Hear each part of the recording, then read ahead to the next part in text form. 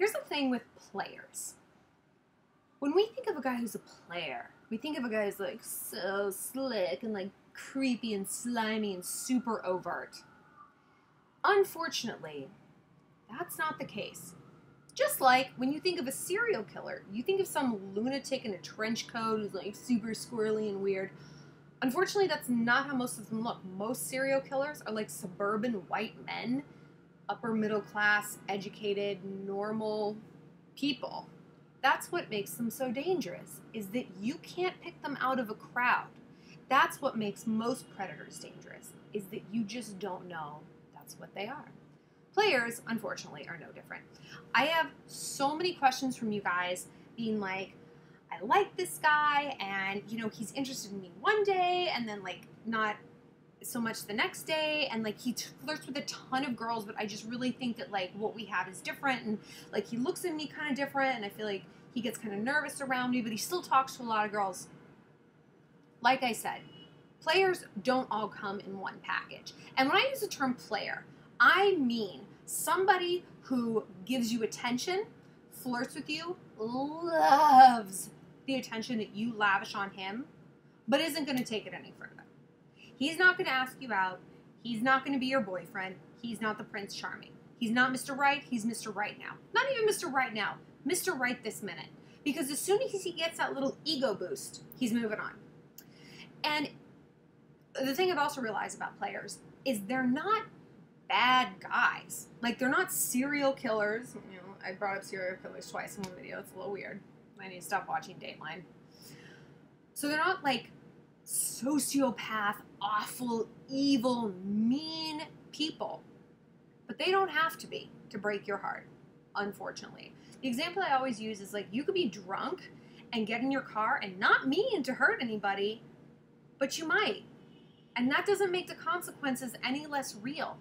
Same with this guy. He's not staying up late at night being like, ah, ha, ha, ha, how can I get Mackenzie in my grasp?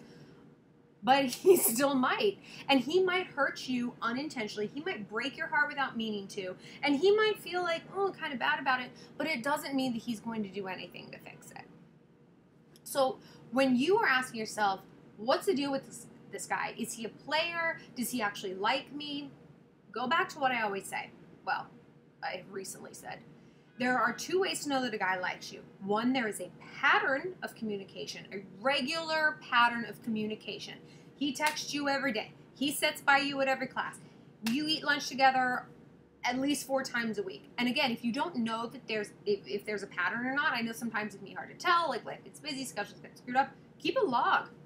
Keep a log like you're tracking an animal or tracking your weight. Be like, I saw him today at this time. Today at this time, this is the interaction. Today, do not show this log to people. People will think you are crazy with this log. But keep it nonetheless. And try and look for a pattern. Like, is there a pattern of regular contact? Number 2, there is an escalation of contact. You will go, and I've said this before, if a guy likes you, he won't just stay in the, like, hey, making eye contact in the hallway phase for long. He won't stay in the hey, chatting up a little bit in class. He will go from eye contact to smiles to conversation to longer conversations to texting to phone calls to group hangouts to dates to boyfriend, girlfriend. That is the trajectory. I'm not saying it'll happen in a week or even 2 weeks or even a month, but again, it will be a pattern of communication that also escalates. Even if you're in a long-term relationship, like you go from like dating to boyfriend, girlfriend to living together to engaged to married. And if those things aren't happening, it's not a good sign. Not like getting married is like the greatest thing.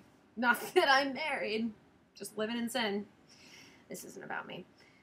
So,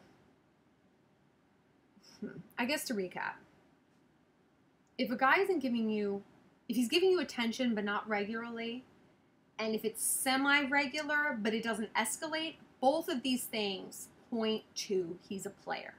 Again, not that he's a bad guy, not that he's slimy and trying to get something for you, but that he's just a flirt. Think of it that way. He's a flirt. And some boys at your age are terrified of girls and have like no idea what to do. And some aren't.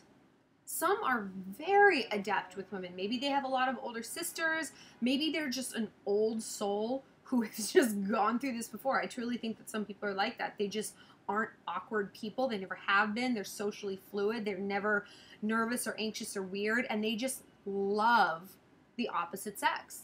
I look back, really, Sean? I look back on the boys in my high school who were like that, and they weren't bad guys, but they just loved women.